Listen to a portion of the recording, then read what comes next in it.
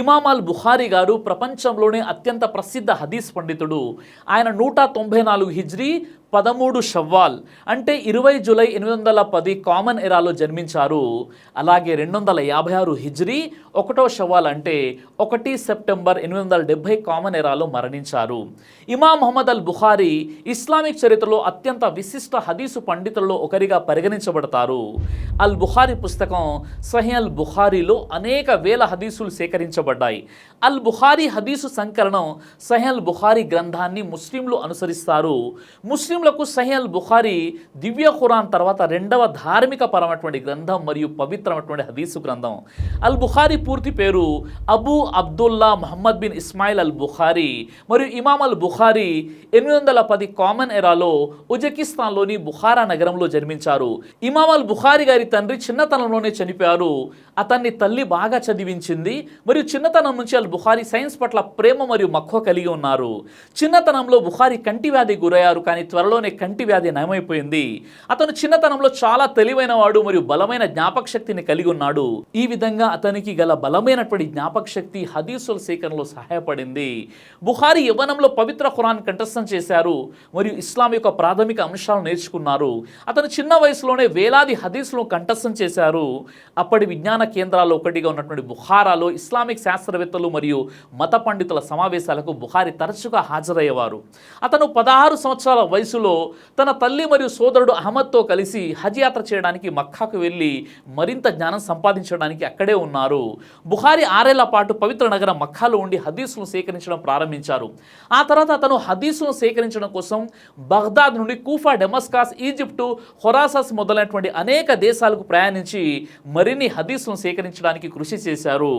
వజూ మరియు 2 రకాల ప్రార్థనలు చేసే వరకు హదీసుల్లో దేనిని అల్ బుఖారీ వ్రాయలేదని చెప్పబడింది. బుఖారీ అత్యంత నిష్కపటమైన హదీసు సంకలనకర్త. ప్రామాణిక హదీసును ఎన్నుకోవడంలో గొప్ప విమర్శనాత్మక విచక్షణ మరియు సంపాదకీయ నైపుణ్యాన్ని చూపాడు.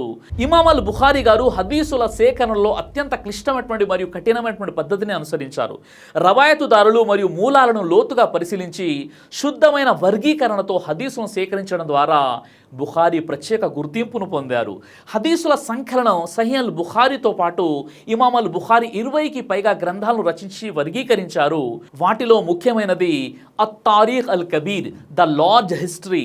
ఇది అక్షర క్రమంలో అమర్చిన హదీసుల రవాయతుదారుల నరేటర్ల జీవిత వివరాలు మరియు పరిచయాలను వివరించే విశాల గ్రంథం.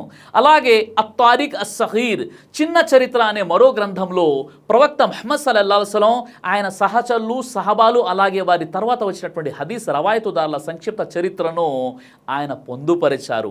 ఇమాం అల్ బుఖారీ సంకలనం చేసినటువంటి అల్ జామియా అస్ సహీ లేదా సహీ అల్ బుఖారీ అనేది సరైన ప్రమాణాలతో వర్గీకరించబడినటువంటి తొలి హదీసు గ్రంథంగా గుర్తించబడుతోంది. ఇది ఆయన పట్టుదల, చిత్తశుద్ధి మరియు అసాధారణమైన తెలివితేటలకు స్పష్టమైనటువంటి రుజువుగా పరిగణించబడుతుంది. సహీ అల్ బుఖారీలోని హదీసులు అనేక దేశాల మధ్య సంవత్సరాల పాటు చేసినటువంటి కఠినమైన ప్రయాణాల ఫలితంగా సేకరించబడినవి. ఇమాం అల్ బుఖారీ గురువులలో నిషాపూర్కు చెందినటువంటి ఇషాక్ ఇబ్నే రహావై ఒకరు. ఆయన సూచన మేరకు ప్రవక్త ముహమ్మద్ సల్లల్లాహు అలైహి వసల్లం వారి యొక్క శుద్ధమైనటువంటి హదీసులను సంక్షిప్తంగా సేకరించే గ్రంథం అల్ జామియా అస్ సహీ అంటే సహీ అల్ బుఖారీ సంకలనాన్ని అల్ బుఖారీ ప్రారంభించారు. ఈ గ్రంథం సంకలనంలో అల్ బుఖారీ అత్యంత కఠినమైన పద్ధతిని అనుసరించారు.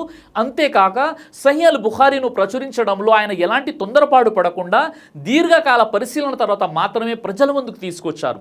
సేకరించిన 6 లక్షల హదీసుల నుండి అల్ బుఖారీ పూర్తిగా నమ్మదగినదిగా భావించి ఎంపిక చేసిన 7275 హదీసులను మాత్రమే ఎంచుకున్నాడు.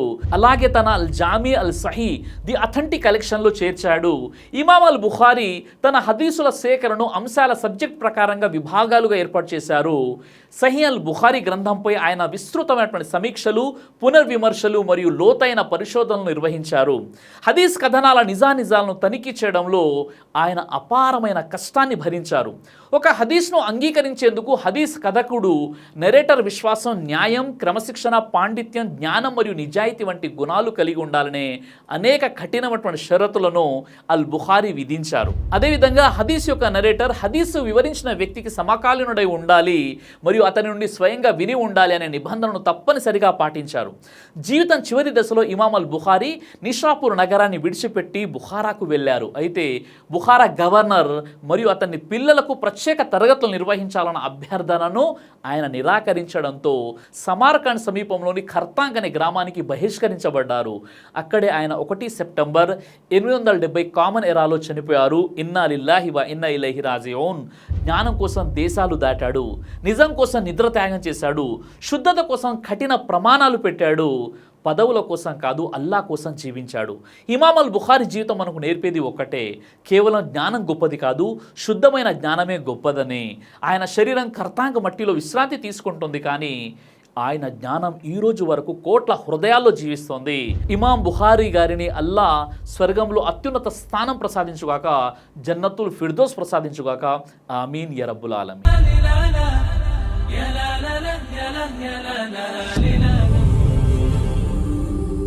బ్రదర్ సిరాజ్ అని యూట్యూబ్ ఛానల్ని మీరు సబ్స్క్రైబ్ చేసినట్లయితే ఇన్షాల్లా దేవచిత్తం అయితే మీకు వీడియోస్ వస్తుంటాయి. అదేవిధంగా బ్రదర్ సిరాజ్ అనేటటువంటి ఫేస్బుక్ని కూడా లైక్ చేయడం వల్ల మీకు వీడియోస్ వస్తుంటాయి.